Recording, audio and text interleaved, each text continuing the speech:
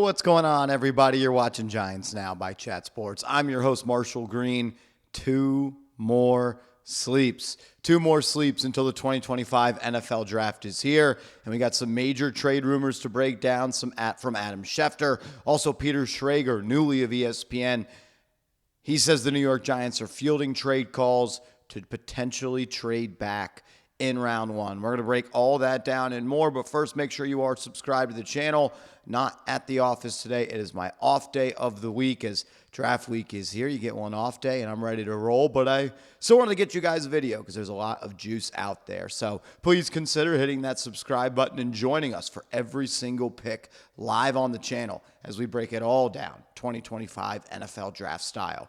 All right, let's start with this. Peter Schrager this morning saying the New York Giants are fielding trade inquiries for their early picks in the NFL Draft. He also mentioned that the New York Giants, as well as the Cleveland Browns, were listening to trade calls for the number 2 and the number 3 overall selection. And I think a lot of people reacted to that in a way of the New York Giants are making calls and they are going out and trying to trade down. And maybe that is true. And you know what? It could be true. I don't really expect that. I think the Giants are going to stick and pick at 3.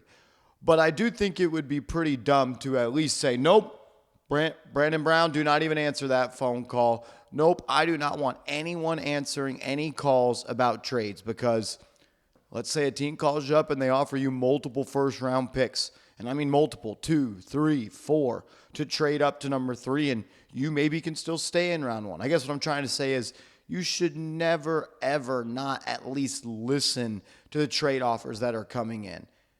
It's the NFL Draft. People will get desperate. And if the New York Giants can take advantage of another team that is dying to come up and pick Abdul Carter or Shador Sanders with the number 3 pick, and the Giants are getting offered a lot, you should listen.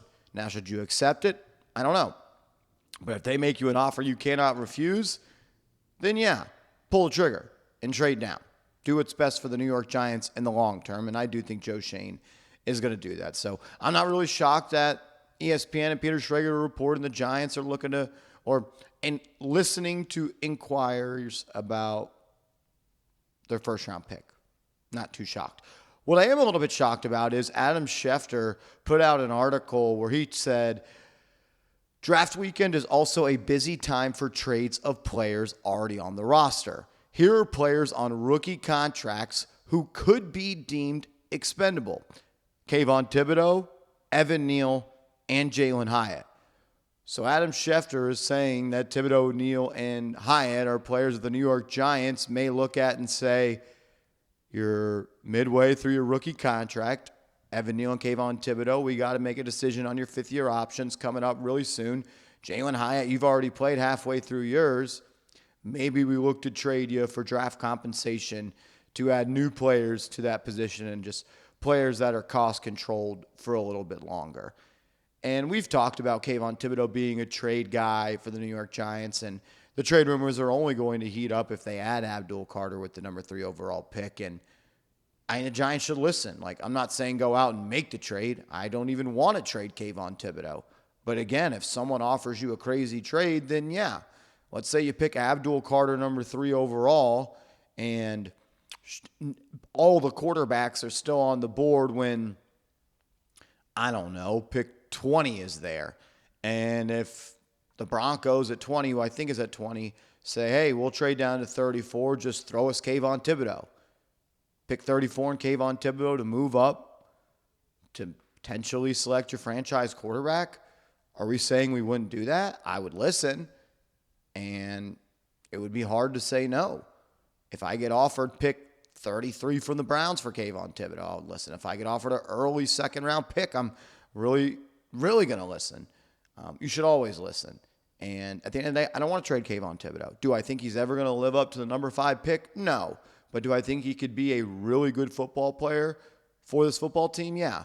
Do I wonder if he's going to price himself out of a future contract?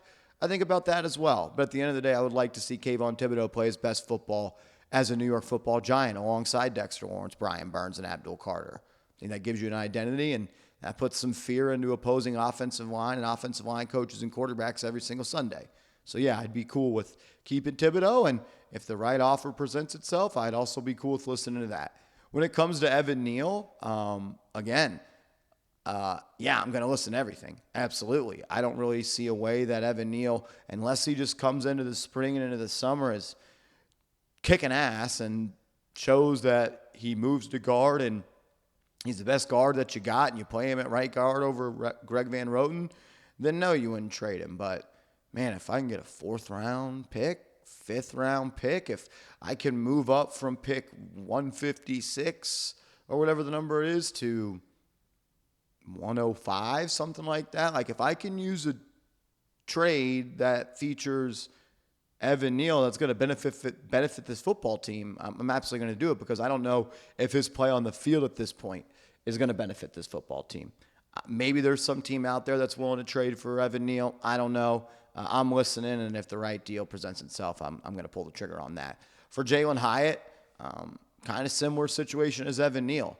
I have more faith in Hyatt than I do Neal, because I just do. And I think Hyatt is a player, and I'm not saying he's ever going to be a star, not even saying he's going to be a Pro Bowler, not even saying he's going to be a wide receiver 1 or a wide receiver 2. But I do think there is a world where Jalin Hyatt is a piece of a really explosive offense. Like, if he goes to a system where he's put in a position to maximize his skill set, and he gets with a quarterback that trusts him and is going to air it out, and Jalin Hyatt gets better as well, like, that's got to be a part of the equation as well. Hyatt has to get better, has to get stronger, has to become a better route runner, has to understand coverages more, has to know where to be when he's supposed to be there, can't get shoved off his route when he's running through the traffic, has to get better off the line of scrimmage. Absolutely, Jalin Hyatt has to get better. But I believe there is a world where he could be a part of an offense where he is an explosive piece for them, and maybe he can catch 45 balls for 600, 700 yards and score 4, 5, 6 touchdowns. And that's a piece we would all love to have out of Jalin Hyatt. But again, if a team comes calling and says, we'll give you a 6th-round, 5th-round pick for him, I'm not jumping at it, but I'm also not just hanging up the phone. Like, if I can get a player in the 5th round at receiver who I like and is cost controlled for 4 years in exchange for Jalin Hyatt, who I don't really know if Brian Daboll likes him, to be honest with you, and if he's in that good of water with this organization, then yeah, I might do that. So there's that. Adam Schefter saying 3 young players, Kayvon Thibodeaux, Evan Neal, and Jalin Hyatt, are all players that could be deemed expendable. Crazy stuff how he says. We did get some information on some free agents and some jersey changes for the Giants. Javon Holland is going to wear number 8. Jameis Winston, number 19. Paulson Adebo will be wearing number 21. Victor Dimukeje will wear 52.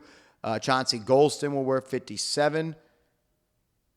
And that's Jeremiah Ledbetter will wear 96, and Roy Robertson Harris will wear 99. And the biggest news of the day, though, Darius Slayton changing from 86 to 18.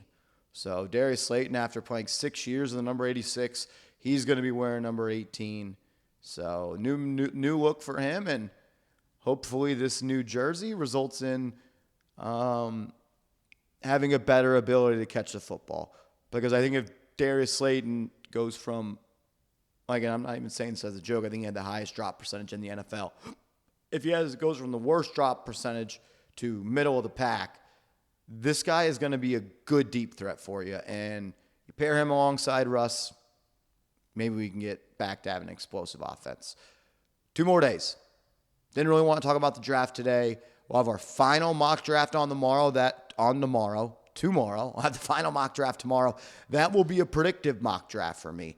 I put out my mock draft where I was the GM. Tomorrow's going to be a predictive one. We do it every year the day before the draft. We'll go all 7 rounds.